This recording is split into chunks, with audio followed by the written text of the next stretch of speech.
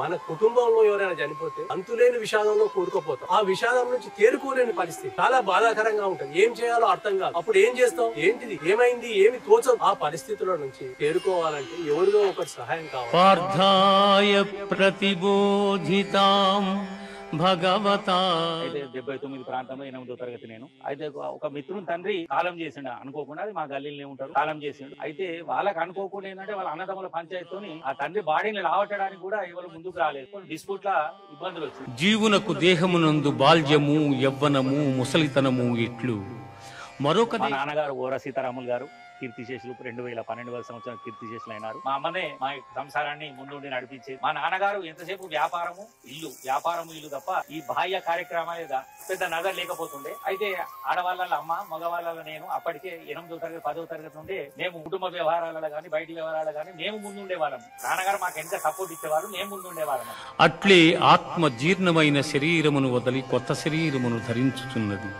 మా వాడకట్టిన కాసమలింగం గారు అని చెప్పి, మురంశెట్టి మల్లేశం గారు అని చెప్పి వాళ్ళు ఆల్రెడీ కాలం చేసి వాళ్ళు ఏంటంటే ఇటువంటి మన వైశ్యకులం గానీ మన హిందువులు గానీ ఎవరైనా ఇట్లా కాలం చేసినప్పుడు అయితే వాళ్ళ దగ్గర నుండి కార్యక్రమాలను నిర్వహిస్తారు. ఆ మురంశెట్టి మల్లేశం గారు అంతకుముందు కాసమలింగం గారు అయితే వాళ్ళు నిర్వహిస్తుంటే, అయితే నేను చిన్నప్పుడు బాల్యం నుంచి 2-3 సంవత్సరాల నుంచి నాకు కొంచెం ఐడియా ఉన్నది. వాళ్ళ ప్రేరణ, వాళ్ళ ముంగట వాళ్ళ మన్మలతో వాళ్ళ పిల్లలతోనే నేను కూడా పెరిగిన. అదే వాడకట్లో అదే ప్రాంగణంలో నేను పెరిగిన కాబట్టి వాళ్ళ సేవా దృక్పథం నాకు కొంచెం నా మైండ్ లో మెదిలి. పుట్టిన వానికి మరణము తప్పదు, మరణించిన వానికి జన్మము తప్పదు అని. హిందూ వాళ్ళని మోసారా లేకపోతే సార్ నేను క్రిస్టియన్స్ మోసాను, ముస్లిమ్స్ మోసాను. కాకపోతే వాళ్ళ కర్మణ్యేవాధికారస్తే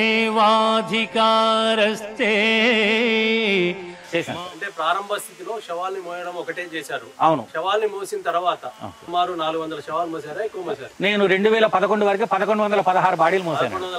2011 వరకు. దుఃఖములు కలిగినప్పుడు దిగులు చెందని వాడును, సుఖములు కలిగినప్పుడు స్పృహ లేని వాడు. కానీ వారు నేత్రదానం విషయంలో పూర్తి స్థాయిలో ఏం చేయలేకపోయారు. అసలు ప్రయత్నం చేసిన కానీ పబ్లిక్ అప్పుడు మోటివేషన్ లేదు. వాళ్ళు 1-2 మాత్రమే సేకరించగలిగారు. 1999 2000 సంవత్సరం లోపల ఒక 17 జతలు నేను సిద్దిపేటలో కలెక్షన్ చేయడం. సంసారమున బడక సుఖైక స్వరూపమైన ఆత్మ ప్రాప్తిని చెందగలడు. నాన్నగారు చనిపోయిన తర్వాతనే ఇది ప్రారంభం. నాకు చెయ్యాలి, ప్రతిరోజు చెయ్యాలి. నాన్నకి నేను ఏమి ఇచ్చుకొని రుణం తీసుకోగలుగుతాన్న ఆలోచనతో నాన్నగారి కాలం చేసిన ప్రతి తెల్లారి నుండి ప్రతిరోజు కూడా నాన్నగారికి పుష్పం పత్రం పెట్టి దండం పెట్టినాకనే ఆ రోజు నుండి ఈ రోజు తర్వాత నాన్నకు పుష్పం మాక్సిమం గా ఊర్లు లేకపోతే చెప్పలేం కానీ మాక్సిమం గా కూడా నాన్నకు పుష్పం పెట్టి దండం పెట్టినాకనే నేను ఉదయం పూట అల్పాహారం తీసుకుంటాను. సమస్త కర్మలను నాకర్పించి నన్నే శరణు పొందిన ఎల్ల పాపముల నుండి నిన్ను విముక్తిని గావింతును, నీవు చింతింపకుము. జననం ఒక ఉత్సవం, మరణం ఒక ఉపద్రవం, దుఃఖం. మరణించిన వ్యక్తి అంత్య సంస్కారాలు చేయించడం తన ప్రవృత్తిగా ఎంచుకుని నేనున్నానని భరోసా కల్పిస్తూ 1116 శవాలను మోయడమే కాదు 400కు పైగా శవాల అంత్య సంస్కారాలకు బాసటగా నిలిచి ప్రశంసలు అందుకుంటున్న ఓర శ్రీనివాస్ గారితో ఎక్స్క్లూజివ్ ఇంటర్వ్యూ.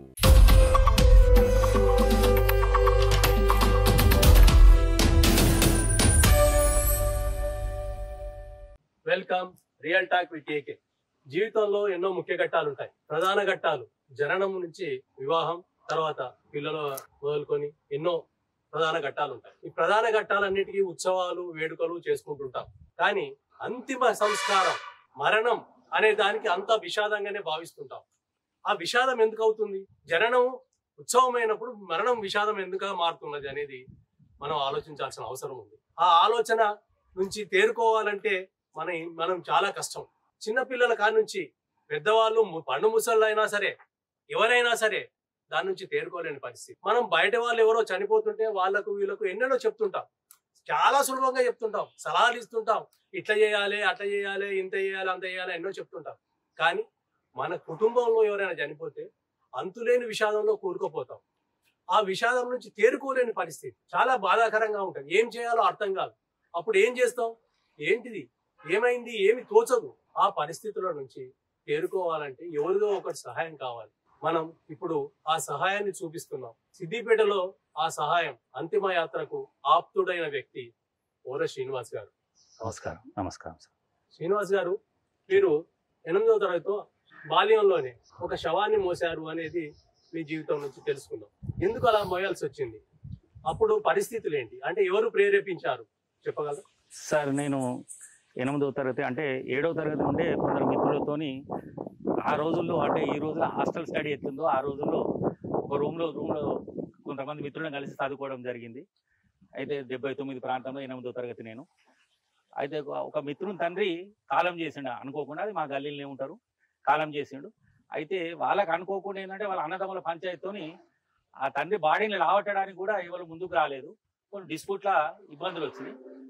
అయితే ఆ బాల్యం నుంచే నాకు ఒక నాయకత్వ లక్షణాలు అవి నాకు ఎట్లా వచ్చినాయనే సంగతి తెలియదు. అయితే మిత్రుడి తండ్రి కదా, మోస్తే మంచిది అని చెప్పి అప్పటి వరకే ఇవి శివాలను మోస్తే మంచిది అని చెప్పి ఒక పెద్ద మనుషులు అందరూ, అది నా చెవుల ఒకసారి వినిపించింది. సరే శవాలను మోస్తే మంచిదని ఒకటి అంటారు, విషాదము ఇంటికి రాగానే స్నానం చేయి అజ్జయి ఇజ్జయి రకరకాలుగా ఉంటది. అంటే ముట్టుడు కాడి నుంచి రకరకాల పద్ధతులు ఉంటాయి. అంటే హిందూ సాంప్రదాయంలో ఎక్కువగా ఉంటాయి సార్. అలాంటి సాంప్రదాయం నుంచి వచ్చిన వ్యక్తులు. అవును సార్. అంటే శవాన్ని మోస్తే మళ్ళీ ఇంటి పోగానే ఏమంటారు అనే భయం లేదా, లేకపోతే ఆలోచన రాలేదా? అప్పుడు ఉండే పిల్ల మనస్తత్వంతో చేశారు సార్. మాది ఉమ్మడి కుటుంబం సార్. మా నాన్నగారు ఓరా సీతారాములు గారు కీర్తిశేషులు 2012వ సంవత్సరం కీర్తిశేషులు అయినారు. అయితే మా ఇంట్లో నేను 4 అన్నదమ్ములం సార్. నేను పెద్దవాడిని. మా అమ్మనే మా సంసారాన్ని ముందుండి నడిపించేది. మా నాన్నగారు అమ్మ పేరు చెప్పలేదు. అమ్మ పేరు పుష్పావతి. నేను 4గురితో మొదటి సంతానాన్ని. అయితే మా నాన్నగారు ఎంతసేపు వ్యాపారము ఇల్లు తప్ప ఈ బాహ్య కార్యక్రమాలు పెద్ద నజర్ లేకపోతుండే. అయితే ఆడవాళ్ళ అమ్మ, మగవాళ్ళ నేను అప్పటికే 8వ తరగతి 10వ తరగతి నుండే మేము కుటుంబ వ్యవహారాలలో కానీ బయటి వ్యవహారాలు కానీ మేము ముందుండేవాళ్ళం. నాన్నగారు మాకు ఎంత సపోర్ట్ ఇచ్చేవారు, మేము ముందుండేవాళ్ళం అన్నట్టు. అయితే ఆ విధంగా ఏంటంటే ఈ మా వాడకట్లనే కాసనోట్లింగం గారు అని చెప్పి, మురంశెట్టి మల్లేశం గారు అని చెప్పి వాళ్ళు ఆల్రెడీ కాలం చేసిండ్రు. వాళ్ళు ఏంటంటే ఇటువంటి మన వైశ్యకులం కానీ మన హిందువులు కానీ ఎవరైనా ఇట్లా కాలం చేసినప్పుడు అయితే వాళ్ళ దగ్గర ఉండే కార్యక్రమాలను నిర్వహిస్తూ అయితే ఎక్కువగా నిర్వహించేవారు. ఆ మురంశెట్టి మల్లేశం గారు, అంతకుముందు కాసనోట్లింగం గారు అయితే వాళ్ళు నిర్వహిస్తుంటే, అయితే నేను చిన్నప్పుడు బాల్యం నుంచి 2-3 సంవత్సరాల నుంచే నాకు కొంచెం ఐడియా ఉన్నది. అంటే ఐడియా అంటే పూర్తిగా కాదు, అయితే వాళ్ళని చూస్తుంటే వాళ్ళ ప్రేరణ వాళ్ళ ముంగట వాళ్ళ మన్మలతో వాళ్ళ పిల్లలతోనే నేను కూడా పెరిగిన. అదే వాడకట్లో అదే ప్రాంగణంలో నేను పెరిగిన కాబట్టి వాళ్ళ సేవా దృక్పథం నాకు కొంచెం నా మైండ్ లో మెదిలింది, నచ్చింది. మొదటి నుంచి కూడా ఇటువంటి కార్యక్రమాలు అప్పటి నుండే నాకు కార్యక్రమాలు ప్రారంభం చేశాను. అంటే 8వ తరగతిలో మీరు మిత్రుని తండ్రి శవాన్ని మోసాను సార్. ఫస్ట్ మోసినప్పుడు ఎదురైన పరిస్థితి ఏంటి, ఇంట్లో గాని బయట గాని? అంటే ఆ కుటుంబ తగాదాలలో శవాన్ని ఎవరు మోయలేని పరిస్థితి, ముందుకు రాని పరిస్థితిలో కొందరు ముందుకు వస్తే అందులో మీరు ఒకరైంది. అవును సార్. అంటే 8వ తరగతి అంటే అప్పుడు 13 ఏళ్ళు 14 ఏళ్ళు ఉంటాయి, అంతకుమించి ఉన్నాయి. అవును సార్. అంటే అప్పుడు ఎదురైన పరిస్థితి వివరిస్తారు. అంటే సార్ అప్పుడు వెనుకటి కాలం ఇప్పటిలాగా అంత జనరేషన్ లేదు. అయితే కొంతమంది మిత్రులేమో వాడకట్టోళ్ళం కలిసి ఆ రోజు ఆ కార్యక్రమాన్ని నిర్వహించడానికి సరే ఆనాడు పిల్లలు మేము. అయితే అమ్మ వాళ్ళు కానీ సరే నాన్న వచ్చి స్నానం చేసి మళ్ళీ ఒక గుడి పోయి పక్కపంట హనుమాన్ గుడి ఉంటుంది ఇంటికాడ, గుడి పోయా దండం పెట్టు అన్నారు. అంతవరకే నడిచిపోయింది సార్. ఇక ఆ తర్వాత ఏమి ఇబ్బందులు ఎప్పుడేమి ఎదురు కాలేదు.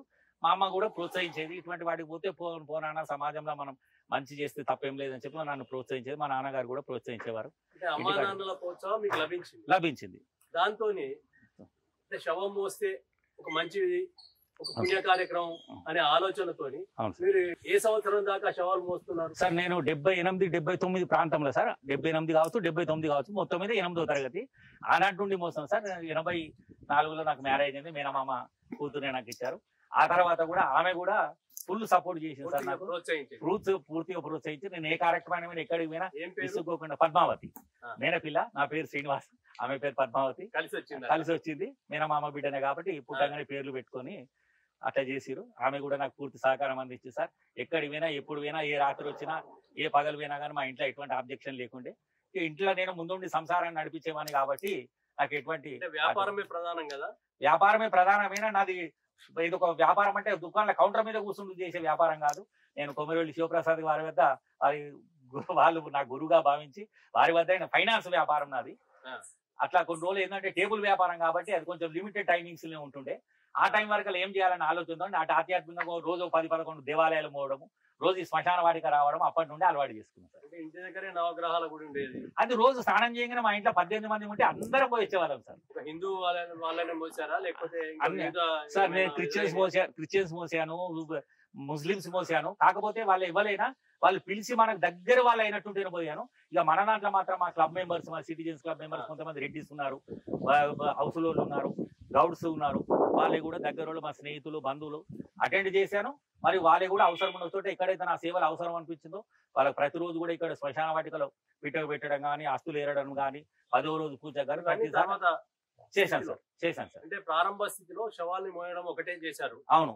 శవాల్ని మోసిన తర్వాత సుమారు 400 శవాలు మోసారా, ఎక్కువ మోసారు? నేను 2011 వరకే 1116 బాడీలు మోసాను. 2011 వరకే. 2011 వరకే. అంటే 2011 తర్వాత 11 తర్వాత ఏమైందంటే నాన్నగారు 12వ సంవత్సరం కాలం చేసింది సార్.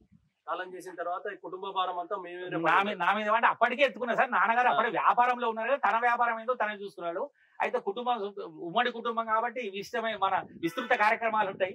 ఆ కార్యక్రమాలు అన్ని నాన్నగారు నన్నే ముందు ఉంచేవారు. ఆ విధంగా ఏంటంటే సమాజంలో నేను కొంచెం తిరగడం ఎక్కువైంది. నాన్నగారు లిమిటెడ్ వ్యాపారం. సమాజంలో తిరగడం ఎక్కువైన తర్వాతనే వాసవి క్లబ్ లో చేరినట్టు. అవును సార్. వాసవి క్లబ్ పిఆర్ఓగా అనేక కార్యక్రమాలు చేశారు. అవును సార్. 1999 ప్రధానంగా సిద్దిపేటలో నేత్రదానం ప్రారంభం కావడానికి అవును సార్ ఒక కారకులు. అవును సార్. అప్పుడు నేత్రదానం చేయడానికి వాసవి క్లబ్ కార్యక్రమాలు చేయడానికి, అంటే శవాల్ని మోయడం అనేది ఒక సేవా రంగం. అవును సార్. వాసవి క్లబ్ మరొక సేవా రంగం. అవును సార్. దానికి దీనికి భిన్నమైన పరిస్థితులు ఉంటాయి. అవును సార్. వాసవి క్లబ్ లో ఎదుర్కొన్న పరిస్థితులు ఏంటి, అనుభవాలు ఏంటి? సార్ మేము రామాయంపేట క్లబ్ వారి ఆధ్వర్యంలో సిద్దిపేట క్లబ్ 1999లో ఇన్స్టాలేషన్ చేయబడ్డారు సార్. తడకమట్ల శేఖర్ గారు అని చెప్పి నాకు అన్నగారు, మిత్రుడు. అయితే సీను నాకు జర ఎక్కువ వాయిస్ రాదు, నాకు ఉపన్యాసం ఇచ్చుడు కానీ తెలియడం రాదు. అయితే అప్పటికే మాకు ఆ కుటుంబ మిత్రుడు, ఆప్త మిత్రుడు. అయితే నువ్వు వ్యక్తి ఉంటే మంచిగా ఉంటది, రా క్లబ్ ఇన్స్టాలేషన్ చేద్దాం, ఇలా కూడా సేవా కార్యక్రమాలే ఉంటాయి, రమ్మని చెప్పి నన్ను ఖచ్చితంగా నువ్వు ఉండేటట్టు ఉంటేనే నేను ప్రెసిడెంట్ గా ఉంటా, నువ్వు పిఆర్ఓ ఉండు. పిఆర్ఓ అంటే దీని దిగురు నుంచి పబ్లిక్ తెలియజేయడము, దీని కార్యక్రమాల గురించి విస్తృత ఇలా ఫండ్స్ కలెక్షన్ చేయడము అని చెప్తే సరే అప్పటి వరకే సేవా రంగంలో ఉన్నా కాబట్టి సరే ఏమున్నది పబ్లిక్ ఒక వినియోగమైన కార్యక్రమం మంచి పని చేస్తుంటే ఏమున్నది అని చెప్పి ఆలోచనతోనే ఉండడం జరిగింది. 99, 2000 2 సంవత్సరాలు కూడా నేను సిద్దిపేట ఇన్స్టాలేషన్ క్లబ్ పిఆర్ఓగా 2 సంవత్సరం రాష్ట్ర స్థాయిలో ఉత్తమ పిఆర్ఓగా అవార్డు తీసుకున్నా సార్. ఇంతవరకు కూడా ఆ పిఆర్ఓ అవార్డు అంతకు ముందు లేదు, తర్వాత లేదు సార్. కారణం ఏంటి? నా ఒక్కరికి నా సేవలను గుర్తించి వేలూరు రవీంద్రనాథ్ గుప్తా ఆ రోజు రాష్ట్ర స్థాయి అధ్యక్షుడు ఉండే నా విశిష్టమైన అవార్డు తీసేశారా, లేకపోతే స్థాయి వ్యక్తులు రాలేదా? ఆ స్థాయి వ్యక్తులు రాకపోవడం అంటే నా సేవలను గుర్తించి వేములవాడ రాజరాజేశ్వరి సత్రంలో ప్రత్యేకమైన గుర్తింపుగా నాకు ప్రోత్సాహకంగా ఇచ్చారు సార్. అదే సమయంలో నేత్రదానం అనేది దాని గురించి ప్రచారం ప్రారంభ దశ అది. అవును సార్. నేత్రదానం ఎవరితో ప్రారంభించారు, ఎట్లా ప్రారంభించారు, అయితే సార్ ఇబ్బందులు ఎదురైనాయా? అంటే కుటుంబ సభ్యులు జనరల్ గా నేత్రదానం చేయడానికి, ఒక అవయవ దానం చేయడానికి ముందుకు రారు సార్. దాన్ని వాళ్ళకి నచ్చ చెప్పాలి. కొంత సేకరణ ప్రారంభమైన తర్వాత, దాని గురించి ప్రచారం అయిన తర్వాత ఈ సులభమవుతుంది. కానీ ప్రారంభ దశలో మొట్టమొదటి నేత్రదానం సేకరణ ఎలా చేయగలిగారు, ఏంటి? మీ బంధువులా, చనిపోయిన వాళ్ళు, లేకపోతే ఇతరుల వాళ్ళకి ఎలా నచ్చ చెప్పగలిగారు, వాళ్ళ కుటుంబ సభ్యులు ఎలాంటి ప్రోత్సాహాన్ని ఇచ్చారు? అయితే నేను కొమరవెల్లి శివప్రసాద్ వారి ఇంటి వద్దనే నా ఆఫీస్ ఉండే, ఫైనాన్స్ ఆఫీసు వారి ఆధ్వర్యంలో నిర్వహించబడ్డది. అయితే అప్పటికే నేను వాళ్ళ ఇంటికాడ పనిచేసేప్పటికీ కొమరవెల్లి శివప్రసాద్ గారు సిద్దిపేట లయన్స్ క్లబ్ ప్రెసిడెంట్ గా పనిచేసాడు, రీజనల్ అధ్యక్షుడిగా పనిచేసాడు. ఆ కాలంలో ఒకటి ఆయనకు నేను మెంబర్ కాకున్నా కానీ అనేక విధాలుగా లయన్స్ క్లబ్ లో కూడా చేదోడు వాదోడుగా ఆయన నెంబర్ తిరిగిన సార్. కొమరవెల్లి శేఖర్ గారు, తడకమట్ల ఈశ్వరయ్య గారు, మరి వీరి నెంబర్ కూడా నేను తిరగడం జరిగింది. కాకపోతే నేను అప్పుడు నేను మెంబర్ని కాదు, కాకపోతే నా సేవలు మాత్రం అందించిన. అయితే ఆ ఇన్స్పిరేషన్ తోనే వాసవి క్లబ్ ఎప్పుడైతే స్టార్ట్ అయిందో నేత్రదానం అనేది అప్పటి వరకు సిద్దిపేటలో 1-2 క్లబ్ ఆధ్వర్యంలో జరిగినాయి. కానీ నేత్రదానం అంటే వాళ్ళు భయపడేటోళ్ళు, ముందుకు వచ్చేటోళ్ళు కాదు. ఎప్పుడైతే మా పెదనాన్న అటువంటి వారు కొమరవెల్లి శివప్రసాద్ గారి చిన్నాన్న, మా మిత్రుని తండ్రి కొమరవెల్లి నాగభూషణం గారు పరమపదించారు. న్యాయవాది, ప్రముఖ న్యాయవాది. ఇప్పుడు వారి కుమారుడు శివచరణ్ కూడా న్యాయవాది. వాడి చిన్న కుమారుడు శివుడు నాకు ఆప్త మిత్రుడు, మేమిద్దరం క్లాస్మేట్స్. అయితే వాళ్ళ ఇంట్లోనే పని చేస్తున్నా కాబట్టి అయితే కొమరవెల్లి శివప్రసాద్ గారు ముందుండి వాళ్ళ పిల్లలకు సంబంధించి మనమే ముందుగా ఇద్దాం, సిద్దిపేటలో ఇట్లా లయన్స్ క్లబ్ ద్వారా వాళ్ళని వీళ్ళు ప్రయత్నం చేశాం కానీ ఎవరు ఇస్తలేరు, మనం ఫ్యామిలీ ముందుండి ఇస్తే పొద్దుగా తర్వాత వాళ్ళు కూడా ఎవరైనా ముందుకు వస్తారన్న ఆలోచన అప్పుడు వాళ్ళ పిల్లలకు చెప్పడం జరిగింది. వాళ్ళు కూడా మా చరణ్ కానీ మా శివుడు కానీ వాళ్ళు ఓకే అన్నారు. అప్పుడు కుటుంబ సభ్యుల అంగీకారంతో మొట్టమొదలు వాసవి క్లబ్ ఆధ్వర్యంలో, వాసవి క్లబ్ కంటే ముందే ఇక్కడ లయన్స్ క్లబ్ సేవా కార్యక్రమాలు నిర్వహిస్తున్నారు సార్. కానీ వారు నేత్రదానం విషయంలో పూర్తి స్థాయిలో ఏం చేయలేకపోయారు, చేయలేకపోయారు అసలు వాళ్ళు ప్రయత్నం చేసిన కానీ పబ్లిక్ అప్పుడు మోటివేషన్ లేదు, వాళ్ళు 1-2 మాత్రమే సేకరించగలిగారు. అయితే ఎప్పుడైతే కొమరవెల్లి నాగభూషణం గారు మొదలు పెట్టిందో మా దాంట్లో ఒక అవేర్నెస్ వచ్చి నేను ఆ 2 సంవత్సరాల లోపల 1999, 2000 సంవత్సరం లోపల ఒక 17 జతలు నేను సిద్దిపేట కలెక్షన్ చేయడం, మన వైశ్య కులంలో ముఖ్యంగా వైశ్య కులస్తులే కలెక్షన్ చేయడము, వాటిని తీసుకొని బస్ ఎక్కి తీసుకొని పోయి అంటే వైశ్య కులస్తులే ఎక్కువగా సేకరించామంటే మీకుండే సంబంధాలు వైశ్యులతోనే కాబట్టి ఎక్కువగా సేకరించడానికి అవకాశం సంబంధం. అవును సార్. ఇతరులతో మోటివేషన్ ఎప్పుడు జరిగింది, ఇతరుల నుంచి ఎలా సేకరించారు? చేసినాం కానీ చిన్న కులాలలో కొంచెం మాస్ పీపుల్ లా ఎక్కువ అవగాహన లేదు, ఎక్కువ అవగాహన రాలేదు. మేము ఇట్లే వచ్చినాం, ఇట్లే పోవాలన్న ఆలోచన వాళ్ళంటే మా కోమటి వాళ్ళ చేయమంటే ఇట్లా చేయాలి, ఒకరు చేస్తే ఒకరు చేస్తారన్న ఆలోచనతో మేము నలుగురు మోటివేషన్ చేయగలిగినాం సార్.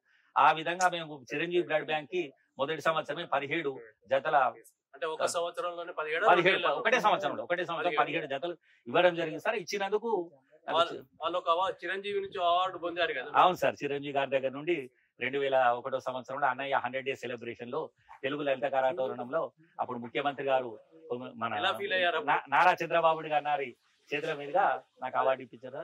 చాలా గొప్పగా ఫీల్ అయినా సార్. అప్పుడు 10,000 మంది ముంగట తెలుగు లలిత కళాతోరణంలో మీరు ఊహించని పరిణామం సార్.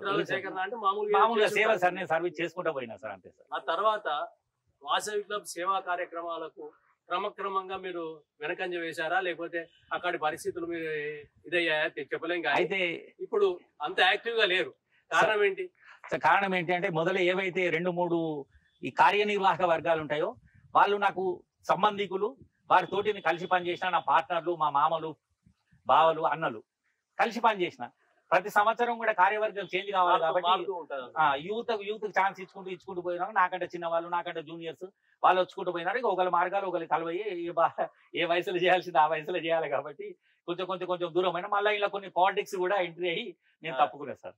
అంటే కాసనగొట్ట లింగం, పురంశెట్టి మల్లేశం వీళ్ళిద్దరూ అప్పటికి అంతిమ సంస్కారాలకు సహకరించేవారు బాగా సార్. విస్తృత స్థాయి సహకరించారు. వాళ్ళ సహకారం అంటే వాళ్ళు వృద్ధులైపోయిన తర్వాత కాసనగొట్ట లింగం ముందు చనిపోయారు, తర్వాత పురంశెట్టి మల్లేశం కూడా వృద్ధాప్యంలోకి వచ్చిన తర్వాత చేయలేకపోయారు.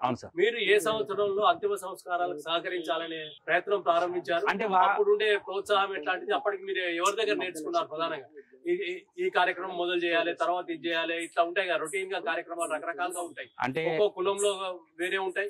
ఒక వైశ్య కులంలో కూడా శైవులు వేరే, వైష్ణవులు వేరే, మళ్ళా వైష్ణవులలో 2 రకాలు ఉన్నారు. శైవులలో లింగదారులు వేరే, లింగదారులు కాకుండా దహనం చేసుకునే వాళ్ళు వేరే, ఇలా రకరకాల పరిస్థితులు ఉంటాయి.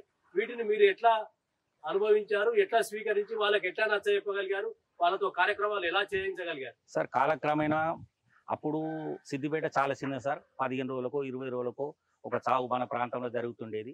అయితే ముందుగా కాసనగొట్ట లింగం గారు ఇటువంటి కార్యక్రమాలు ముందుండి తను భుజాన్ని వేసుకొని నిర్వహించుండే. అయితే అప్పుడు నేను చిన్నపిల్లగానే ఆయన తోడు ఉండేవాడిని. తర్వాత కౌన్సిలర్ గా కూడా పనిచేశారు, సిద్దిపేట మున్సిపాలిటీలో కూడా పనిచేశారు. వాళ్ళకు సేవలు అందించారు, విశిష్టమైన సేవలు అందించారు. వారి అంత్యక్రియలు కూడా నేను దగ్గరుండి నిర్వహించిన సార్. నాకు తోచినంతలో అప్పుడు నాకు తెలిసినంత నిర్వహించిన. ఆయన వైకుంఠ ఏకాదశి, ముక్కోటి ఏకాదశి అంటారు, వైకుంఠ ఏకాదశి అంటారు, ఆ రోజు పరంపదించారు. వాళ్ళ పరంపదించినప్పుడు కూడా నేను దగ్గరున్నా.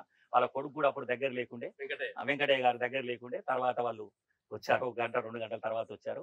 నేనే దగ్గరుండి కార్యక్రమం అంతా కూడా పూర్తి చేసిన సార్. ఆ తర్వాత మురంశెట్టి మల్లేశం గారు రీసెంట్ ఒక 2 years బ్యాక్ అతను కూడా కాలం చేశారు. 2 years బ్యాక్ చనిపోయారు, కానీ అంతకుముందు 3-4 సంవత్సరాలు కూడా ఆయన చేయలేకపోయాడు. అనారోగ్య సమస్యలు. అయితే 2011 వరకే ఆయన బంద్ చేసిండు సార్. అప్పటికే నేను మా నాన్నగారిది ఎప్పుడైతే చేసినో ఒక సంకల్పం తీసుకున్నాను సార్. నేను మా నాన్నగారిని విశిష్టంగా అభిమానించేవాడిని సార్. ఆయన ఏం పని చేయలేకపోయినా ఆయన కూర్చుండి నన్ను ముందుకు నడిపిస్తాడు. ఆయన ఆశీర్వాదం చాలు అనుకుని నేను విశిష్టమైన కార్యక్రమాలు మొదటి నుండి నేను నాన్నగారు ప్రోద్బలం ఆయన నాకు వెనుకుండి పో అని చెప్పకపోయినా సరే ఆయన ఏమనకపోతే నాకు సంతోషం, అంతే నేను చేస్తున్నా. అంటే ఆయనకు ఒక నమ్మకం, నా కొడుకు రాముడు ఎక్కడి పోయినా గెలిచి వస్తుడు అన్న ఒక నమ్మకం ఆయన మనసులో ఉండేది. అందుకని చెప్పి నేను ఏ కార్యక్రమం తలపెట్టినా గానీ నాకు మీకు తెలియంది కాదు, నాకు 2-3 ఆటుపోట్లు కూడా జీవితంలో జరిగినా కానీ ఆయన బాధపడలేదు. నన్ను ఎంతసేపు ప్రోత్సహించాడు తప్ప చనిపోయిన తర్వాత నాకు చెయ్యాలి, ప్రతిరోజు చెయ్యాలి. నాన్నకి నేను ఏమి ఇచ్చుకొని రుణం తెచ్చుకోగలుగుతా అన్న ఆలోచనతో నాన్నగారు కాలం చేసిన తెల్లారి నుండి ప్రతిరోజు కూడా నాన్నగారికి పుష్పం పత్రం పెట్టి దండం పెట్టినాకనే ఆ రోజు నుండి ఈ రోజు వరకు శ్మశాన వాటికి వచ్చి రోజు సమాధికి సమీపంలో పుష్పాలు పెట్టి దండం పెట్టి తర్వాతనే. అవును సార్. తర్వాత నాన్నకు పుష్పం మాక్సిమం గా ఊరు లేకపోతే చెప్పలేం కానీ మాక్సిమం గా కూడా నాన్నకు పుష్పం పెట్టి దండం పెట్టినాకనే నేను ఉదయం పూట అల్పాహారం తీసుకుంటాను సార్. అలా ఎందుకు చేయాలనే ఆలోచన వచ్చింది? జనరల్ గా మనం ఇంట్లోనే తల్లిదండ్రుల ఫోటోలకు దండం పెడతలేము, ఈ పరిస్థితి వచ్చింది. తినడో ఊరికి పోయినాడో ఇంకా దేవునికి మొక్కి తల్లిదండ్రులకు మొక్కి పోతున్నాం. అంటే రోజు కన్న తండ్రికి పుష్పాలు పెట్టాలనే ఆలోచన మీకు ఎందుకు వచ్చింది? సార్ నేను ఏ విధంగా అయితే ఇక్కడికి వస్తున్నా కొందరు ఈ పూజ చేసుకుంటారు సార్. ఇప్పుడు మనకి అంటే అంత్యక్రియల తర్వాత ఉత్తర క్రియలు ఉంటాయి, రేపు పూజ చేసుకుంటారు. ఆ పూజ చేసుకుంటే అప్పుడు వాళ్ళు వచ్చి రోజు మొక్కిపోవడము, దండం పెట్టుకోవడము, ఇట నేను గమనిస్తున్నా. ఈ రోజు దండం పెట్టి 10 రోజులు ఎందుకు పెట్టాలి? జీవితాంతం మనకు జన్మనిచ్చిన నాన్న కదా, ఎందుకు ఈ 10 రోజులే పెట్టాలి? వాళ్ళు కూడా ఏడాదికి ఒకసారి కూడా ఇక్కడికి రారు. ఏం జరిగిందో తెలియదు, తర్వాత ఏం జరిగిందో తెలియదు. అయితే నాకు ఆ రోజు ఏమనిపించింది, ప్రతిరోజు ఎట్లాగో నేను వాళ్ళకో వీళ్ళకో సర్వీస్ చేయడానికి వస్తున్నా. 2 రోజులకోసారో 3 రోజులకోసారో శ్మశానం వాడికి రావడం నాకు తప్పలేదు. అటువంటిప్పుడు అదేదో ప్రతిరోజు నాన్నకు దండం పెట్టినాక ఒక కాన్సెప్ట్ చేతనైన రోజులు నాన్నగారికి ప్రణామం చేసినాకనే అల్పాహారం చేయాలనే ఆలోచనతోనే ప్రతిరోజు రావడము చేయడం జరుగుతుంది. ఇప్పుడు కూడా మనకు అక్కడ పూలు కనిపించినాయి. అవును సార్. ప్రధానంగా హిందూ శ్మశాన వాటిక అంటే ఒకప్పుడు శ్రీరామ కుంట. అవును. కుంటలో శవాల్ని పాతి పెట్టేవాళ్ళు, దహనం చేస్తే ఎక్కడ దహనం చేసేవారు, ఎక్కడ వీలైతే అక్కడ. వర్షాకాలం అయితే మొత్తం చెరువులాగా నిండిపోయేది.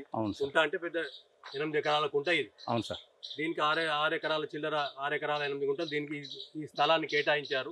అప్పుడు చంద్రశేఖరరావు గారు ఎమ్మెల్యేగా ఉన్నప్పుడు, మంత్రిగా ఉన్నప్పుడు దీన్ని కేటాయించారు. అవును సార్. తర్వాత కొంత అభివృద్ధి చేయగలిగారు. వారి పరిస్థితి, అప్పటి పరిస్థితులు, అప్పుడు ఉండే అనుకూల పరిస్థితులు, వ్యతిరేక పరిస్థితులు, రకరకాల మార్పులు జరిగాయి. అవును సార్. దీన్ని ఈ మాదిరిగా పరిస్థితి ఇప్పటిన్నంత అనుకూల వాతావరణం, ఒక పార్కు లాగా, ఒక సుందర ఉద్యానవనం లాగా చేసిన పరిస్థితికి అప్పటి పరిస్థితికి చాలా తేడా ఉండేది. అవును సార్. అప్పుడు శవాల్ని పాతి పెట్టిన తర్వాత ఈ మార్పులు జరిగినాయి కదా. అవును సార్. ఇప్పుడు శవాల్ని పాతి పెట్టడానికి అవకాశం కల్పించడం లేదు, ఖననం చేయడానికి లేదు, ఓన్లీ దహనమే చేయాలి. అవును సార్. దహనం చేసినప్పుడు ఇప్పుడు మీ భార్య చనిపోయింది, మీ భార్య చనిపోయిన తర్వాత దహనం చేశారు. అవును సార్. దహనం చేసిన తర్వాత సమాధి ఎలా ఏర్పాటు చేయడం అంటే మనకు నచ్చిన పద్ధత, వేరే పద్ధత ఏంటి, మీరు చేసిన విధానం ఏంటి వివరించండి సార్. 2012లో నాన్నగారు కాలం చేశారు. కాలం చేసినప్పుడు అప్పుడు మా ఇంటి ఆనవాయితీ ప్రకారం ఏర్పాటు చేశారు. ఇక్కడ నాన్నగారు, ఇది నాన్నగారు, అక్కడ మా మిస్సెస్, అక్కడ భార్య, అక్కడ మా మిస్సెస్.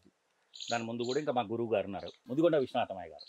ఇదేమో నాన్నగారిది. రోడ్డు ఏర్పాటులో పోయింది, రోడ్డు ఏర్పాటులో పోయింది సార్. కానీ మీరు అక్కడ పోయిన స్థలాన్ని గుర్తించి దాన్ని. అవును సార్. అక్కడ మా మిస్సెస్ సార్. అయితే దహన కార్యక్రమాలు అనేటివి 2012 అప్పుడు ఎప్పుడు పూడ్చుకొని ఇచ్చారు సార్. కాకపోతే మీద గోరి కట్టొద్దు అన్నారు. అయితే నేను ఈ యువవర్తక సంఘం శివరామకృష్ణ భజన మండలి ఆధ్వర్యంలో ఈ శ్మశాన వాటిక నిర్వహణ జరుగుతుంది. అయితే నేను ఫస్ట్ నుండి కూడా నేను యువవర్తక సంఘం శివరామకృష్ణ భజన మండలి మెంబర్ని కాదు, కానీ యువవర్తక సంఘంలో మెంబర్ని. అయితే అప్పుడు 88, 89, 90 కమాన్ ఏరియా. అవును సార్. యువవర్తకులం, అప్పుడు యువకులము. అయితే ఒక సంఘం లాగా ఏర్పడి మన వైశ్య బ్యాంక్స్ గల్లీలో వినాయకుని పెట్టేవాళ్ళం. అప్పుడు ఆలోచన వచ్చిందంటే వినాయకుని ఊరందరూ పెడుతున్నారు కదా, మనము ఒక సేవా కార్యక్రమం, విశిష్టమైన సేవా కార్యక్రమం చేయాలన్న ఆలోచనతోని అప్పుడు ఈ శ్రీరామకుంటనే మనము టేక్ ఓవర్ చేయడం జరిగింది. చిరంజీవులు గారు మరియు ఎస్కే రాములు గారు, మా అయితా బాలేశ మా మేనమామ గారు, కొమరవేలి ప్రభాకర్ మా మేనమామ గారు, అయితే కేదార్నాథ్ గారు, కొమరవేలి చందన గారు, తతిమ్మ మళ్ళీ మీ అటువంటి పెద్దలు అందరి కూడా సహకారంతో శ్రీరామకుంటను యువవర్తక సంఘం శివరామకృష్ణ భజన మండలి ఆధ్వర్యంలో హిందూ శ్మశాన వాటికగా దీన్ని 94లో రిజిస్ట్రేషన్ చేయడం జరిగింది. 94లో రిజిస్ట్రేషన్ అయితే స్థలం కేటాయింపు ఎప్పుడు జరిగింది? స్థలం కేటాయింపు అంత ముందే జరిగింది. అంత ముందే జరిగింది. చంద్రశేఖర ఆలయంలో లతా కృష్ణారావు గారు మరియు కాసనోట్లింగం గారు ఉన్నప్పుడు జరిగింది సార్. అయితే ఆ తర్వాత 2012లో నేను ఎప్పటి నుంచి ప్రతిరోజు వద్దామని ఒక నిర్ణయం తీసుకున్నాను. అప్పుడు ప్రెసిడెంట్ గా రావాలనే ఆలోచన ఎందుకు వచ్చింది? 2012లో చెప్తున్నాను కదా సార్. అయితే ప్రతిరోజు పూజకు వచ్చేవారు. మన దాంట్లో ఉత్తర క్రియలు అనేది ఏ విధంగా రేపటి నుండి ఉంటే 10 రోజులు పూజకు వచ్చి ఆ బొంద మీద కూర్చొని ఆ లింగాభిషేకం చేయడము, లేకుంటే ఆ కాష్టం కాడ కూర్చొని ఆ బొక్కలను తీసుకుని ఆ బొక్కలకు పూజ చేయడము, ఎత్తి పూజ చేయడము, ఈ కార్యక్రమాలను నేను ఇక్కడ చూసేవాడిని రోజు. అది చూసి నాకు ఒక ఇన్స్పైర్ ఏంటంటే ఈ 10 రోజులు ఎందుకు చేయాలి, ప్రతిరోజు కూడా మన నాన్ననే కదా, ఒక దండం పెడదాం, ఒక ఆలోచన చేద్దాం. ఇక్కడ మనకు ఒక సిగ్నిఫికెంట్ జాగా ఉన్నది కదా, మన నాన్నని ఇక్కడ పెట్టినాం కదా, రోజు వచ్చి దండం పెడదాం అన్న ఆలోచనతో రోజు అట్లా రావడం జరుగుతుంది. అయితే వస్తున్నాం కదా ఎట్లాగో, దీనికి నేను కూడా ఒక మెంబర్ని కాబట్టి. అయితే అప్పుడు 2012లో క్యాసే యాదగిరి గారు అప్పుడు అధ్యక్షుడు. అయితే ఆయన కూడా కొంచెం చొరవ తీసుకొని హరీష్ రావు గారు ఎంబడి, అప్పుడు మినిస్టర్ గారు హరీష్ రావు గారు, ఇక వారి ఎంబడి కూడా తిరుగుతూ కొంచెం డెవలప్మెంట్ కొరకు కొంచెము దాన్ని ఏమంటారంటే కొంచెం నిధులు సమకూర్చి ఈ చుట్టూ ప్రహారీ కూడా కానీ, ఆ పెద్ద శ్మశాన వాటిక 4 శ్మశాన వాటికలు, ఆ పెద్ద ట్యాంక్ కానీ ఏర్పాటు చేయడం జరిగింది. ప్రభుత్వ సహకారము, దాతల సహకారము ఈ పార్క్ ఏర్పాటులో, లేకపోతే ఈ శ్మశాన వాటిక ఏర్పాటులో ఉన్నది సార్. అన్నిట్లో ఉన్నది సార్ 100%. మేము అప్పుడు 88వ సంవత్సరంలో తలా ఒక 1000 రూపాయలు వేసుకొని 30,000 చిట్టేసి చిన్న ట్యాంక్ కట్టినాం సార్. ఇప్పుడు ఆ చిట్టి కూడా మొదలెచ్చి మేము 30 మంది సభ్యులం కలిసి ట్యాంక్ కట్టినాం సార్. అప్పుడే ఆనాటి నుండే మొదలైంది సార్ మా కార్యక్రమాలు. ఇక ఈ విధంగా ప్రతిరోజు నిర్వహిస్తున్నాను. అయితే ఏ విధంగా అయితే ఇప్పుడు 2012లో పూడ్చేరిని ఇచ్చారు కానీ మీద సమాధి కట్టనేది. ఆ తర్వాత రోజు సాగులు పెరగడం, సంఖ్య పెరగడం వల్ల తవ్విన బొందనే మళ్ళా కావాల్సిన అది అయితే ఏమైతుందంటే బొందలు మనం తవ్వుతున్న కొద్దిలో పాత బొక్కలు వెళ్ళడం అది కథ కార్ఖాన అవుతుంది.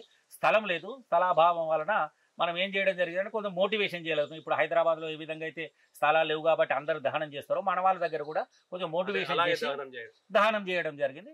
ఆ విధంగా రేపు పొద్దుగాల మళ్ళీ మన కార్యక్రమాలు సెంటిమెంట్తో కూడుకునే ఉంటాయి. మా నాన్నని ఇట్లా చేసాం, మా తాతని ఇట్లా చేసాం, అట్లా ఆలోచనలు ఉంటాయి కాబట్టి ఇక ఒకరు మొదలు పెడితే ప్రతిమావారు కూడా మొదలు పెడతారండి. నేను ముందున్నా కాబట్టి ఈ కార్యక్రమాల మా మిస్సెస్దే, మా నాన్నగారి తర్వాత మా ఇంట్లో మా మిస్సెసే కాలం చేసింది కాబట్టి మొన్న 2021 సార్. అయితే 2021లో నేను ముందుండి ఇక నాకు తర్వాత ఇక మా అన్ననే చేసింది కాబట్టి మా తమ్ముళ్ళు ఏమనుకోరు ఇక మా కార్యక్రమం ఇట్లే మొదలవుతుంది. అయితే దహన సంస్కారాలు చేసి మా నాన్నగారి పాదాల వద్ద అస్థికలను భూస్థాపితం చేసాం సార్. భూమిలో ఉంచి రోజు మా కొడుకు చేత 11 రోజులు ఎప్పటిలాగా అందరితో పూజ చేయించడం అది సంగతి. ఇప్పుడు ఆమె కూడా ప్రతిరోజు రావడం, నాన్నగారితో పాటు ఆమెకు 2 పూలు పెట్టడం, దండం పెట్టడం, మా గురువు ముదిగొండ విశ్వనాథం గారికి కూడా 2 పూలు పెట్టి దండం పెట్టడం నా నిత్య కార్యక్రమం. అంటే ఇప్పుడు అంతిమ సంస్కారాలు చేయడం మీరు ప్రారంభించిన తర్వాత సార్ ఎన్ని చేశారు? అంతిమ సంస్కారాల్లో చేపట్టే కార్యక్రమాలు ఎలా ఉంటాయి? ఎదురైన అనుభవాలు ఏంటి? అంటే కుటుంబ సభ్యుల నుంచి ఒక్కోసారి అనుకూలత రావచ్చు, ఒక్కోసారి వ్యతిరేకత రావచ్చు, రకరకాల పరిస్థితులు ఉంటాయి. అంటే మనం చెప్పే విధానానికి వాళ్ళు అనుసరించే విధానానికి కొన్ని తేడాలు ఉండొచ్చు. లింగదారులకు వేరే, వైష్ణవదారులకు వేరే, లింగదారులలో 2 రకాలు, ఇట్లా రకరకాల పరిస్థితులు ఉన్నాయి కదా. వీటిని ఎలా ఎదుర్కొన్నారు, ఎలా నచ్చ చెప్పేవారు, ఎలా నిర్వహింపజేసేవారు? అంటే ఒక మనిషి చనిపోయిన తర్వాత పాడగట్టే ముందు నుంచి ప్రారంభమైతాయి. ప్రధానంగా స్నానంతో ప్రారంభమైతాయి. శవానికి స్నానం చేయించడం అక్కడి నుంచి మీరు ఏమే కార్యక్రమాలు నిర్వహింపజేస్తుంటారు, ఏంటిది, ఎలా చేస్తుంటారు? అయితే 2011 వరకు సార్ నేను అప్పటి వరకు నేను నిల్చుండి దహన సంస్కారాలు ఎప్పుడు కానీ పూడ్చుడు కానీ నిల్చుండి కానీ చేయలేదు సార్. మీకు అబద్ధం ఆడేది ఏం లేదు. అయితే వాళ్ళకు మన మురంశెట్టి మల్లేశం గారు కానీ కాసంటి లింగం గారు కానీ వారికి సహకరించేవాడిని తప్ప కానీ నేను ప్రత్యక్షంగా నేను మీద వేసుకొని పని మీద వేసుకొని ఒంటిగా మాత్రం నేను ఎప్పుడు చేయలేదు. వాళ్ళకి తోడుగా బొందలకు దిగినాను, కట్టెలు మోసాను, కట్టెలు పెట్టాను, దహన సంస్కారాలు అన్ని నిల్చుండి చేయించాను. కానీ ఎప్పుడు ఓన్గా నా మీద పూర్తి బాధ్యత తీసుకొని మాత్రం 2012 తర్వాతనే మొదలుపెట్టి అప్పటి నుంచి ఇప్పటి వరకు 444 సార్. నిన్ననే 444 పూర్తి చేసి. అంటే నేను అడిగింది ఇప్పుడు అయితే అదే స్నానం చేయించిన తర్వాత సార్, అయితే చేయించే ముందు గానీ కుటుంబ సభ్యుడు చనిపోతే వాళ్ళకి ఏం అర్థం కాదు. ఏం సామాన్ తెప్పియాలి, అక్కడ ఏం అవసరం అవుతుంది, నెయ్యి అవసరం అవుతుందా, పూలు అవసరం అవుతుందా, పేలాలు అవసరం అయితే ఇంకేమిటి రకరకాల వస్తువులు ఉంటాయి. ఆ వస్తువులను ఎంపిక చేయడానికి కానీ ఒకే షాప్ లో తెప్పించడమా, ఎట్లుంటాయి వేరు వేరు షాప్? అంటే ఇప్పుడు అంటే ఒక చోట లభిస్తున్నాయి, అప్పుడు ఒక్క చోట లభించేటి కాదు. దాన్ని ఎట్లా అనుకూలంగా మార్చుకునేవారు ఏంటి సార్? అయితే సిద్దిపేటలో నేను మొదటి నుండి కూడా ఓరో శ్రీనివాస్ అంటే చాలా మందికి ఈ సేవల ద్వారానే అనుకోండి. నాకు టైం చిన్నప్పటి నుండి కూడా ఆటలలో కానీ స్కూల్లో కానీ ఒక నాయకత్వ లక్షణంతో నేను ముందుకెళ్ళాను కదా సార్. ఆ అలవాటుతో ఏంటంటే అందరికీ నేను పరిచయం వస్తున్నాయినా. ఇంకోటి ఫైనాన్స్ వల్ల కానీ మన లొకేషన్లో నేను నిత్యం పొద్దు ఉదయం నుండి రాత్రి వరకు ఉంటుట్లా అందరికీ నేను ఓరో శ్రీనివాస్ అంటే సిద్దిపేటలో అందరికీ తెలుసు. ఆ విధంగా నేను ఇటువంటి సేవా కార్యక్రమం పాల్గొంటున్నాను. ఒకరి తర్వాత ఒకరు తెలిసే వరకు ఇక మా ఇంట్లో చచ్చిపోయిందంటే మా సీనన్న నిలబడతాడు, మా సీనన్న ఉంటాడు అని చెప్పి ప్రతిరోజు ఈ రోజు వరకు కూడా ప్రతిరోజు నాకు సెల్ ఫోన్ చావు కాలుతోనే ప్రారంభం అవుతుంది సార్. దాదాపుగా వారంలో 6 రోజులు చావు కాలుతోనే ప్రారంభం అవుతుంది. ఆ విధంగా నేను చేయడం జరుగుతుంది సార్.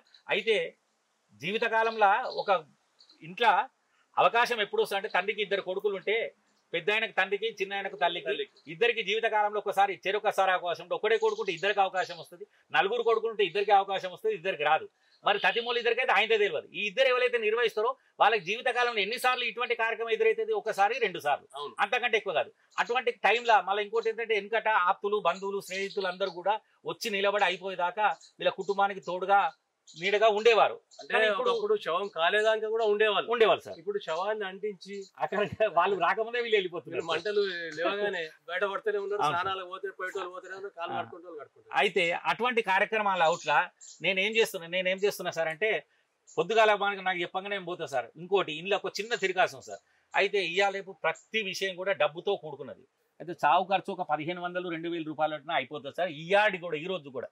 అయితే ఈ పెరిగిన ఖర్చుల వల్ల, పెరిగిన పోకడల వల్ల ఏమైందంటే నెయ్యి వేయడము, ఎందుకంటే మనకు 200 రూపాయల కిరోసిన్తో అయిపోయింది, లేకుంటే 4 టైర్లతో అయిపోయింది. అయితే ఈ రోజు పెరిగిన కార్యక్రమాల గంధం చెక్కలు వేయడము, పుడకలు వేయడము, ముద్ద కర్పూరం వేయడము, గంధం చెక్కలు వేయడము, నెయ్యి పోయడము, వీటన్నిటితో ఒక 8-10 రూపాయలు ఖర్చు ఎక్కువ వస్తుంది సార్.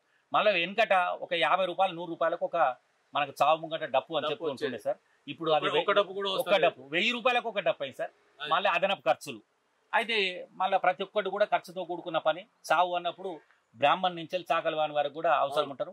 ఒక మనిషికి వివాహంలో ఎంతమంది అవసరం ఉంటారో బ్రాహ్మణ్ నుంచి చాకలివాని వరకు సావులో కూడా అంతమంది అవసరం ఉంటారు. కాబట్టి ప్రతిదీ ఖర్చుతో కూడుకున్న పని అయింది.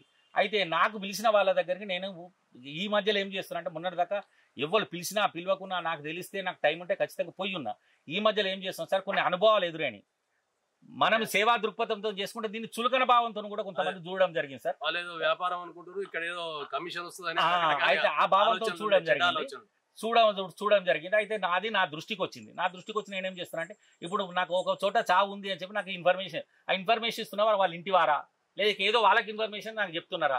అక్కడ బాధ్యత గల వ్యక్తి నాకు ఫోన్ చేసి నువ్వు రాతమ్మి నేను ఉంటా అని చెప్తేనే ఆఖరి వరకు వాళ్ళు ఉంటాను. నాకు ఎవరైతే ఫోన్ చేసారో వాళ్ళు ఉంటాను, నాకు ఆఖరి వరకు ఉంటానని మాటిస్తేనే నేను వాళ్ళతో ఉండి కార్యక్రమాన్ని పూర్తి చేస్తున్నా. చెప్పే ముందే చెప్తున్నా, అగ్వలే చేస్తే ఇంత ప్యాకేజ్ అవుతుంది, మిడిల్ క్లాస్గా చేస్తే ఇంత అవుతుంది, హై క్లాస్గా చేస్తే ఇంత ఖర్చు అవుతుంది అని ముందుగానే చెప్తున్నా సార్. చెప్పి వాళ్ళకి ఆ తగ్గట్టు మీరు ఏర్పాటు చేసుకున్నట్టుంటే నేను నిలబడి చేస్తాను, ఈ కార్యక్రమాన్ని నిలబడి చేస్తాను చెప్పడం జరుగుతుంది. ఆ విధంగా ఇప్పుడు 444 కార్యక్రమాలు దగ్గరుండి నిర్వహించిన సార్. శవదహనం అయిపోయేంత వరకు లేదా పదొద్దుల కార్యక్రమం అయిపోయేంత వరకు ఇట్లా రకరకాలుగా ఉంటాయి.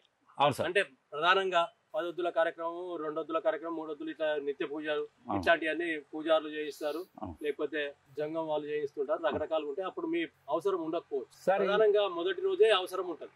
ఈ మొదటి రోజే అంటే శవం దగ్గర బంధువులతోని, కుటుంబ సభ్యులతోని, అంటే చనిపోయిన వ్యక్తి మృతుని కోరిక ఏంటి అట్లాంటి అన్ని కనుక్కొని వారితో ఒక ప్రమాణం చేయిస్తున్నారు.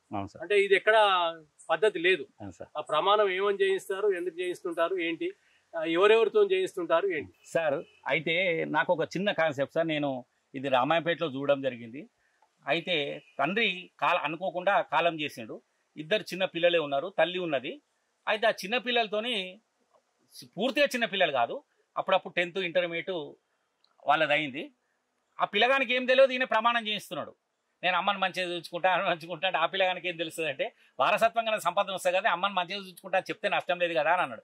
అదేదో అక్కడ చెప్పే బదులు నేను కూడా ఇటువంటి కార్యక్రమాన్ని మంది అవసరం ఉన్న చోట చెప్తే బాగుంటుంది కదా అన్న ఆలోచన నాకు వచ్చింది. అయితే నాకు వచ్చి నేను ఏం చేస్తున్నా అంటే, అయితే ఇక్కడ ఒక్కొక్క చావుకు ఒక్కొక్క కారణం ఉంటుంది సార్. వాళ్ళు బ్రతుకున్నప్పుడు ఎంత వైభవంగా బతికిరు, ఎంత గొప్పగా బతికిరు, ఎటువంటి జీవితాన్ని జీవించిరు, ఉన్న వాళ్ళు ఉన్నట్టు, లేని వాళ్ళు ఉన్నట్టు, మరి ఎట్లా జీవించారు. ఒక్కొక్కరు ఇంట్లో ఒక్కొక్కరు అత్త కోడలు అత్త మామ పిల్లలు యాక్సిడెంట్గా చనిపోవడము, బలవన్మరణాలు జరిగిపోవడము, వివిధ కారణాలు ఒక్కొక్క చావుకు ఒక్కొక్క కారణం వింటున్నా సార్. ఇంటి ఇక్కడ నేను అందరిని ఓదార్చేవాడిని. బతుకున్నప్పుడే మంచిగా చూసుకోవాలి, చచ్చిపోయినాక ఎంత ఏడిస్తే ఏం లాభం, లేచి వస్తాడా అని చెప్పి వాళ్ళకి సంధాయించేవాడిని. ఈ సంధాయించుకుని నాకు ఒక ఆలోచన ఏమొచ్చిందంటే, ఎప్పుడైతే నేను ఈ రామంపేటలో అది నేను చూశానో, అయితే నాకు ఒక కాన్సెప్ట్ వచ్చింది, వీళ్ళకి ఏ విధంగా తోడ్పాటును అందించాలి అన్న ఆలోచనతో నేను ఏం చేసిన అంటే, వచ్చిన వాళ్ళందరి తరఫున కూడా వారి కుటుంబానికి కండోలెన్స్ చెప్తూ, మరి ఒక కుటుంబ సభ్యులే కాకుండా దగ్గరి బంధువులు, ఆప్తులు, స్నేహితులు ఇట్లాంటి అందరితో ప్రమాణం చేయిస్తారా, లేదా ఒక కుటుంబ సభ్యులతో? ఒక్క కుటుంబ సభ్యులతోనే సార్. అయితే కుటుంబ సభ్యులతోనే ఏంటంటే, ఇగో పలానా మా నాన్నగారు ఈరోజు ఎక్స్పైర్ అయ్యారు, పలాని రాములు గారు ఎక్స్పైర్ అయ్యారు. ఈ సందర్భంగా విచ్చేసిన బంధువులు, మిత్రులు, సేవలందరూ కూడా వారి కుమారుడైనటువంటి సో మీకు ధన్యవాదాలు తెలియజేస్తూ, నాన్న నువ్వు ఏ లోకాలలో ఉన్నా నీ ఆత్మశాంతికి సదా ఎల్లవేళలా పాటుపడతానని చెప్పి, మరియు నీ అంత్యక్రియలు ఏ విధంగా నిర్వహిస్తున్నానో రేపటి నుండి జరిగే ఉత్తర క్రియలు కూడా అదే విధంగా నిర్వహించి సదా ఎల్లవేళ నీ ఆత్మకు పాటుపడతానని, మరి నువ్వు బ్రతుకున్నప్పటి వలనే అమ్మను కానీ, ఆడపిల్లలు కానీ, మన కుటుంబ బాధ్యతలు కానీ ఎలాంటి లోటుపాట్లు లేకుండా, నీ గౌరవ ప్రతిష్టలు భంగం కలగకుండా మన కుటుంబ గౌరవ ప్రతిష్టను కాపాడుతానని చెప్పి, ఈ సందర్భంగా విచ్చేసిన అందరి సాక్షిగా, దైవ సాక్షిగా, అగ్ని సాక్షిగా ప్రమాణం చేస్తున్నా అని చెప్పి ఒక కార్యక్రమాన్ని అతని తరఫున నేను వాయిస్ చేస్తాను. క్రియేట్ చేశాను. అంటే మామూలుగా మనిషి చనిపోయినప్పుడు కుటుంబం బాధతో ఉంటది. అప్పుడు ఉండే బాధ కొంత ఈ శవాన్ని మోసుకొచ్చి దహనం చేసే పరిస్థితిలో కొంత తగ్గదు. కానీ ఈ ప్రమాణం చేసేటప్పుడు అందరిలో ఒక ఉద్వేగము, ఒక రకమైన ఆలోచన వస్తుంటది. అట్లాంటి ఏ పరిస్థితులు వాళ్ళు అప్పుడు ఏడుస్తారా, ఏం చేస్తారా, ఏం ఆలోచన ఉంటుందా? కొందరికి ఆలోచన లేని పరిస్థితి కూడా కల్పించవచ్చు మెదడులో. అంటే అంతటి స్థితికి వాళ్ళు వెళ్ళచ్చు. అట్లా ప్రమాణం చేసేటప్పుడు ఎదురైన అనుభవాలు ఏంటి? కొందరు చేయడానికి వెనకంజ వేశారా, లేకపోతే అందరు చేయడానికి ఉత్సాహం చూపిస్తున్నారా? మరి తర్వాత వాళ్ళు చేయకపోని కొంత ఒక ఆలోచన ప్రేరేపించడం అనేది ప్రమాణం ద్వారా జరుగుతుంది. అవును సార్. దీన్ని మీ అనుభవం ఏంటి? సరే, అయితే ఎప్పుడైతే నేను ఇటువంటి కార్యక్రమం మొదలు పెట్టినో వాళ్ళని అడుగుతా సార్, కుటుంబ సభ్యుడైతే అగ్ని పెట్టడానికి ముందుకు తిరుగుతున్నాడో ఆ కుటుంబ సభ్యుడు బాధ్యత తీసుకుంటాడు. కాబట్టి నాన్న ఇప్పుడు మీ గురించి ఒక 2 నిమిషాలు నాన్నగారి గురించి కానీ మీ అమ్మగారి గురించి కానీ ఇక్కడ నేను ఒక 2 నిమిషాలు మాట్లాడతాను, నీకు ఏం అభ్యంతరం లేదు కదా అంటే అని పర్మిషన్ తీసుకున్నాకనే మాట్లాడతా సార్. పర్మిషన్ తీసుకుని మాట్లాడడం మళ్ళీ సందర్భాన్ని కూడా చూస్తుంది. ఎందుకంటే ఒక యాక్సిడెంటల్ చావు అయింది. యాక్సిడెంటల్ చావు తర్వాత అనుకోని చావు అది. వాళ్ళ ఇంటి వాళ్ళు బాధలు ఉంటారు. ఆ బాధలో మనం కేవలం కండోలెన్స్ చెప్తా. వారికి మన అందరం కూడా సానుభూతి సంతాపాన్ని తెలియజేస్తూ వాడి కుటుంబానికి ఆ భాగంతో తోడుగా ఉండాలని చెప్పి మాత్రమే ఒక కండోలెన్స్ మాత్రమే చెప్తాను. ఇటువంటి కార్యక్రమం మాత్రం మొత్తము సందర్భాన్ని బట్టి చెప్తాను సార్. అంటే సందర్భాన్ని బట్టి అంటే వాళ్ళ ఆర్థిక స్థితి ఇంకా ఏ పరిస్థితి సందర్భం. ఒక కుటుంబంలో 4 ఉంటారు కుటుంబ సభ్యులు, అక్క చెల్లెళ్ళు ఉంటారు, వాళ్ళందరూ ఇక్కడ అందుబాటులో ఉంటారు, చాలా మంది వస్తారు. వాళ్ళందరితో కలిపి చేయిస్తారు లేదు సార్. అయితే ఎవరైతే అగ్ని పడుతున్నారో అగ్ని పట్టే వాళ్ళకంటే వాళ్ళు చిన్న వయసు వాళ్ళు కావచ్చు, రకరకాలుగా ఉంటది. వాళ్ళు బాధ్యత మోయగలిగే పరిస్థితి ఉండొచ్చు, ఉండకపోవచ్చు. అయితే ఎవరైతే అగ్గి పట్టే పిల్లగాడు చిన్నవాడు కావచ్చు, పెద్దవాడు కావచ్చు, అతని ఎంబడి ఎవరైతే ఇంటి బాధ్యత ఎవరైతే మోస్తున్నారో కనీసం ఆ భుజం దట్టైనా ఎంబడి తిరుగుతాడు. కాబట్టి ఆయనతో నిలబడి చేపిస్తాను, అక్కడ ఉంటాను, చెప్తాను, కార్యక్రమం మొత్తం చెప్తాను. మళ్ళీ వచ్చిన వారి అందరి తరఫున కూడా వారి కుటుంబ ప్రగాఢ సానుభూతి సంతాపాన్ని తెలియజేస్తూ ఈ కార్యక్రమాన్ని పూర్తి చేస్తామని చెప్పి వాయిస్ ఇస్తారు సార్. మళ్ళీ ఈ అంత్యక్రియలు అయితే ఏ విధంగా నిర్వహిస్తున్నామో రేపటి నుండి జరిగే ఉత్తర క్రియలు కూడా అదే విధంగా నిర్వహించి నీ ఆత్మశాంతికి పాటుపడుతున్నానని చెప్పి, ఎందుకంటే ఈ ఆటతో అయిపోదు, కొందరు అట్లా ఆ విధంగా వాళ్ళను ఒక మాట మీద నిలబెట్టాలన్న వాళ్ళ కనీసం ఏంటంటే బతుకున్నప్పుడు మళ్ళీ ఇంకా ఇవ్వాలి అంటే ఎందుకంటే ఉమ్మడి ఫ్యామిలీలు అందరూ ఇటువంటి కార్యక్రమాన్ని దగ్గర నుండి చూసేవాళ్ళు. ఇప్పుడు అంతా కార్పొరేట్ చదువులు, కొడుకులు పిల్లలు అంతా అమెరికా లండన్ లో ఉంటున్నారు. ఈ కార్యక్రమాలను మనిషి చనిపోతే వాళ్ళు 2 రోజుల తర్వాత వస్తే శవపేటికల్లో అవును సార్ మనం దాచి ఉంచాల్సిన పరిస్థితి ఏర్పడ్డది. అవును సార్. అంటే అట్లాంటి వాళ్ళు 3 వద్దులో 4 వద్దులో వస్తున్నారు. అవును సార్. మరి వాళ్ళకి ఏం పరిస్థితి? అంటే మొదటి రోజు చేసే వాళ్ళకేమో నిత్యకర్మ చేయించడానికి అవకాశం, ఇట్లాంటి వాళ్ళకి అవకాశం లేకుండా పోతోంది. అంటే పిల్లలు రాకపోవడం రకరకాల కారణాలు. అవును సార్. వారికి ఎలా చేయిస్తుంటారు? వాళ్ళకి ఎట్లా చేయిస్తున్నాం అంటే సార్, అవైలబుల్ ఉందా లేదా ముందుగా ఫస్ట్ ఒక 3 అవర్స్ లోపల ఏర్పడతారు సార్. ఇప్పుడు మన ఇంట్లో బంధువులు వాళ్ళ పరిస్థితి వాళ్ళకి 3-4 అవర్స్ వాళ్ళు టైం తీసుకుంటారు. వాళ్ళు రాగలుగుతారా రాలేరా? ఒకవేళ వాళ్ళు ఎట్లాగో రాలేరు, అందలేరు, వాతావరణం సహకరించాలి, వాళ్ళకి అక్కడ టికెట్స్ ఉంచాలి. అయితే ఏ విధంగా అన్న సంగతి ఒక 3-4 అవర్స్ లో మనకు కన్ఫర్మేషన్ వస్తుంది. కన్ఫర్మేషన్ వచ్చినాక కుటుంబ ముఖ్యులైతే ఎవరైతే వాళ్ళ పెద్దలు ఉంటారో వాళ్ళని ఆలోచన చేసుకుని మరి ఈ రోజు చేద్దామా వచ్చేదాకా ఆగుదామా అని ఆలోచన చేసి వాళ్ళతో పాటుగా నేను కార్యక్రమం మొత్తం 3 రోజులు కానీ 2 రోజులు కానీ ఉండి నిర్వహించడం జరుగుతుంది సార్. అంటే శవాన్ని ఫ్రీజర్ లో ఉంచడానికి అంటే ఇప్పుడు ప్రస్తుత ఎమ్మెల్యే గారు హరీష్ రావు గారు అప్పుడు మంత్రి మనకు ఫ్రీజర్లు కొన్ని బహుకరించారు. దాతలు కూడా కొంత సహకరించి ఉంటారు. అవును సార్. ఎన్ని ఫ్రీజర్లు ఉన్నాయి, వాటిని ఏ రకంగా అంటే మీకు చెప్పడమా లేకపోతే దీనికి అధ్యక్షుల వారికి చెప్పడమా, ఎట్లాంటి పరిస్థితి ఉంటది సార్? ఇప్పుడు ఈ శ్మశాన వాటిక ప్రస్తుతం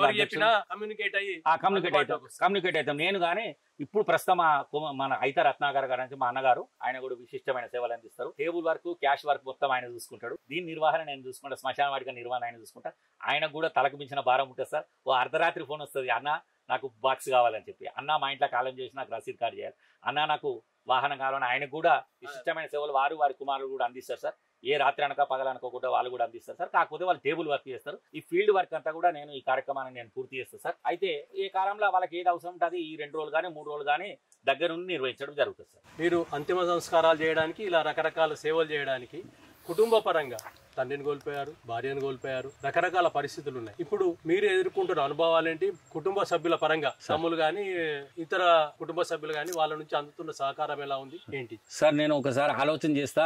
1978 నుంచి ఎప్పుడైతే నేను ఈ కార్యక్రమాలు నిర్వహిస్తున్నానో నాకు దేవుడు ఇటువంటి అవకాశం ఎందుకు కల్పించిండు, అందరికి ఒక్కొక్క రకం అవకాశం కల్పించి నాకు దేవుడు పని కట్టుకుని ఈ అవకాశం ఎందుకు కల్పించిండు అన్న ఆలోచన నాకు ఒక్కొక్కసారి నా మధ్యలో మొదలుతుంది సార్. అయితే నా మిస్సెస్ 2006 సంవత్సరం నుండి అనారోగ్య కారణాల వల్ల కొంచెం సిక్ అయినా సార్. అయితే 2021లో ఆమె కాలం చేసింది. అయితే నాకంటే ముందుగా ఆమెను ఎందుకు తీసుకుపోయింది అన్న ఆలోచన చేసి ఈ కార్యక్రమాలకు అడ్డు ఉండొద్దు అన్న ఆలోచనతోనే తీసుకుపోయిండేమో అన్న ఆలోచన ఒక్కొక్కసారి నాకు ప్రేరణ అవుతుంటుంది సార్. నాకు ఒక బాబు ఒక అమ్మాయి, 2 లగ్గాలు అయిపోయిన ఎటువంటి బాధ్యతలన్నీ కూడా పూర్తి అయిపోయినాయి. ముఖ్యంగా నా సోదరులు, మా బావమరుదులు, మా మామగారి కుటుంబం, నా కుటుంబం అన్ని విధాల మా సోదరులు అయితే ముఖ్యంగా అన్ని విధాల నాకు సహకరించారు. మరి ముఖ్యంగా నా బెటర్ ఆఫ్ 2021 కాలం చేసింది. ఆమెకు మాత్రం నా ప్రత్యేక అభినందన. ఎందుకంటే 37 సంవత్సరాలు ఆమె 13 సంవత్సరాలు మ్యారేజ్ చేసుకున్నా. బాల్య వివాహం సార్, మేనరికం కాబట్టి బాల్య వివాహం చేశారు. 37 సంవత్సరాలు నాతో సహజీవనం అంటే ధర్మపత్నిగా నాతో సహజీవనం చేసి నాకు అన్ని విధాల తోడుగా నీటుగా ఉండి 2021లో కాలం చేసింది సార్. 6 మార్చి 2021 కాలం చేసింది. ఆ రోజు నుండి కూడా ఆమె కూడా ప్రతిరోజు 2 పూలు పెట్టి దండం పెట్టడం జరుగుతుంది. ఆనాటి నుండి కార్యక్రమం ప్రతిరోజు ఒక 2 సార్లు 3 సార్లు ఇక్కడ రావడం, ఆమె సన్నిధిలో ఒక 5 నిమిషాలు ప్రేయర్ చేయడం, నాన్నగారి సన్నిధిలో 5 నిమిషాలు చేయడం, గురుగారి సన్నిధిలో 5 నిమిషాలు చేయడం, ప్రతిరోజు కూడా ఈ కార్యక్రమాలతో ప్రస్తుతం నేను సమయాన్ని ఎల్లదీస్తున్నా సార్. ఈ సందర్భంగా మీకు ప్రత్యేక ధన్యవాదాలు తెలియజేస్తూ ఇటువంటి కార్యక్రమాలకు నాకు సహకరిస్తున్న సిద్దిపేట జనులందరికీ కూడా, ఎందుకంటే వారికి అవకాశం కాదు వారి అవకాశాలకు నాకు అవకాశం వస్తుంది, వారి సందర్భము నాకు అవకాశం అవుతుంది కాబట్టి సేవ చేసే భాగ్యం నాకు దొరికింది అని చెప్పి నేను భావిస్తూ, నేను సేవ చేసిన ప్రతి కుటుంబం కూడా ఈరోజు భగవంతుని దేవాల అందరు సుఖ సంతోషాలతో ఉన్నారని కూడా మీకు తెలియజేస్తూ, మరి మా తమ్ముళ్ళు కానీ మా బామర్దులు కానీ ప్రత్యేక ధన్యవాదాలు తెలియజేస్తున్నాను. ఇదండి ఓర శ్రీనివాస్ గారి జీవితం. అంతిమ యాత్రకు ఆప్తుల్లా ఎలా మారాడు, ఆప్త మిత్రుల్లా ఎలా పనిచేస్తున్నాడు, ఎలా సహకరిస్తున్నాడు, ఇదన్నీ ఒక విభిన్నమైన కోణం, విభిన్నమైన జీవితం. మనం మామూలుగా ఎదుర్కొనే జీవితం కాదు ఇది. దీనికి ఇట్లాంటి పరిస్థితులు మనకు చాలా చోట్ల అరుదుగా కనిపిస్తుంటాయి. ఓర శ్రీనివాస్ గారికి ఈ పరంగా ధన్యవాదాలు. ఇది మరో ప్రముఖునితో లేదా మరో ప్రముఖ సంస్థతో మళ్ళీ కలుద్దాం. ధన్యవాదాలు సార్.